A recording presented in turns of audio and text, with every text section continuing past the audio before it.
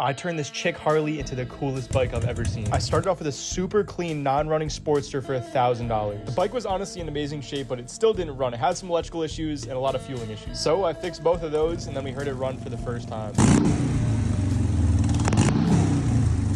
I swapped out the fluids, and then I had to work on the gas tank. This thing was full of rust and debris, and it would constantly clog the carburetor due to that. After multiple times cleaning the carb and the tank, I finally had a pretty much running bike. But this was something I would not want to be seen on. So here's when the art starts. I removed the forward controls on this bike, and I wanted to move them back to the rear passenger peg mounts, which I don't think has ever been done before. To complete the look, I added some clip-on bars, and I also added this little velocity stack, which looked cool. How I mounted the brake master to my new rear sets was my favorite part of the build. Then I got to chopping, making some custom brackets, and then tapping my frame to fit this new custom gas tank. I also installed this crazy exhaust. I also threw on a chain drive, and you guys can see a lot of that custom work that went into this side of the bike. Everything was complete, but I could not figure out what I wanted to do for the seat until I thought of this. A custom floating chain design, and the bike was complete. Looking back, this was one of the coolest vehicle combos I've ever had. The Corvette had a matching bike, and then the M3 had the matching S1000 that got stolen from me. A lot of YouTubers and content creators have a no expense spared budget when building bikes like this, but I am far from that. I bought the bike for $1,000, put only $1,200 worth of parts into this bike along with my labor, and ended up selling it shortly after for $4,000. And with the content I posted, I got another couple grand out of it. Looking back on it, I wish I didn't sell it, but I used all the funds from this to rebuild my S1000 that shortly got stolen after. Follow along for some more build recaps. I guess I could do the S1000 next.